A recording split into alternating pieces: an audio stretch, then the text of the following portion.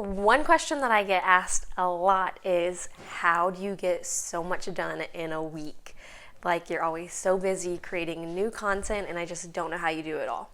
And my response is easy, and it's easy for you to apply to your business as well. I really plan out my weeks before it ever starts. So every single Friday, I go into my project management system. For us, we use 17 hats, and I plan out what needs to be done that week. And I'm going to take you through my workflow and how I plan everything out so that I make sure that nothing gets missed, and it allows some free space in my schedule so I don't feel so overloaded with work. So let's go ahead and get into the content.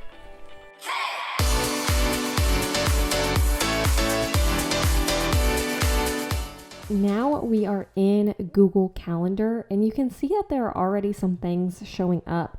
The ones up here are brought in from ClickUp, and some of these are just things I've already had planned out in advance, and others are reoccurring tasks that happen every single week. So like my daughter's dance class, classes at the gym, writing my newsletter. And these are all things that happen every week. And so you can go in here whenever you're setting up your events.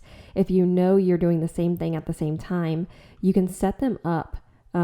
It's going to be does not repeat automatically, but you can go in there and set it up for reoccurring tasks so that each week, whenever you go, they're always going to be there.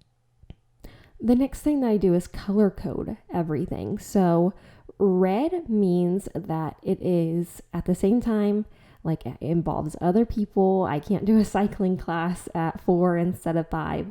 So whenever I'm going through, like these are set up months ago, but now I need to go in there and change these to red. And I'm double clicking, or I'm right clicking to change the color quickly like that, because those are involving other people. I can't go in there and change them.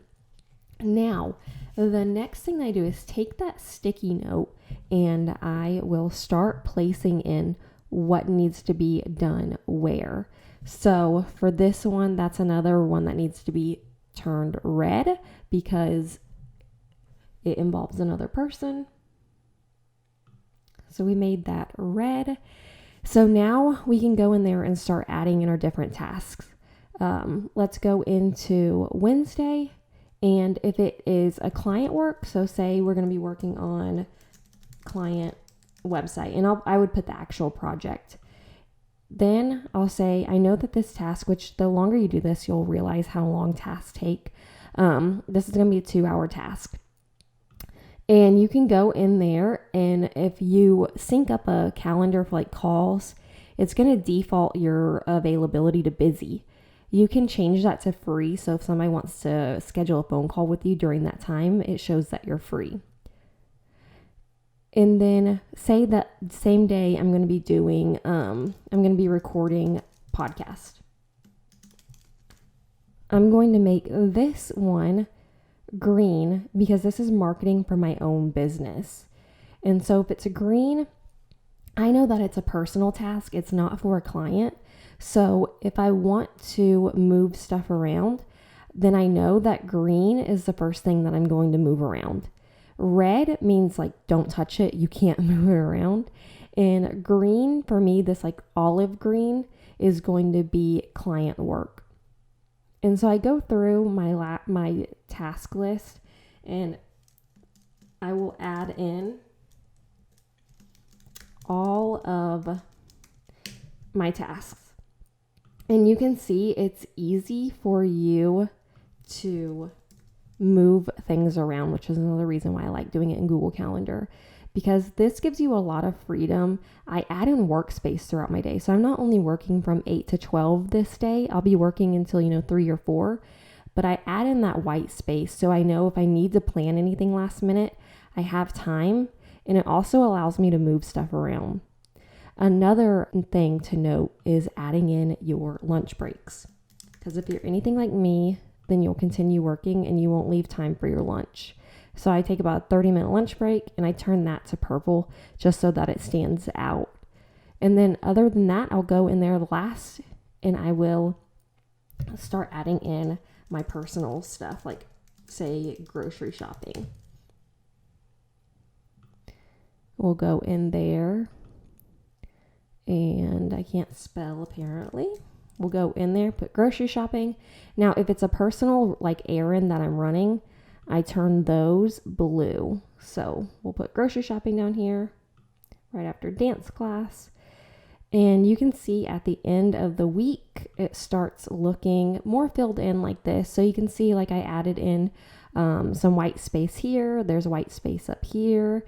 And so I know that, let's say I didn't have time to get to Vanessa's launch tiles. I can move those to Friday morning. And I purposefully keep my Friday really open. I use that as like my catch-all day. So anything that I didn't get to, I just move it to Friday so that that day stacks up with pretty much like overflow work. And that is how I quickly schedule my week. And so I get everything done, nothing gets missed, and I don't feel overwhelmed. So as you can tell, it's a really simple system to make sure that you don't get overwhelmed during the week and you're also getting all of your tasks done. I originally picked up this from Sunny Lenarduzzi, and I'll put that link to her video in the comments. But the more you start doing this week in and week out, you'll find a system that works for you, and you can tweak it and kind of mold it to work for your business and your schedule. If you like this video, then go ahead, let me know in the comments below. Just put yes if you are picking up what I'm putting down.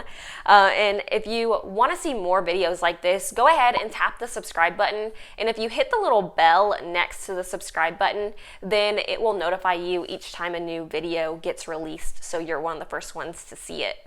So if you are planning your week and you want to know more about website strategy, then you can go ahead and watch the next video. It'll show you how to start getting leads from your website. So now that you have all this extra free time on your hands, you can start taking on more clients and filling up your schedule with new projects.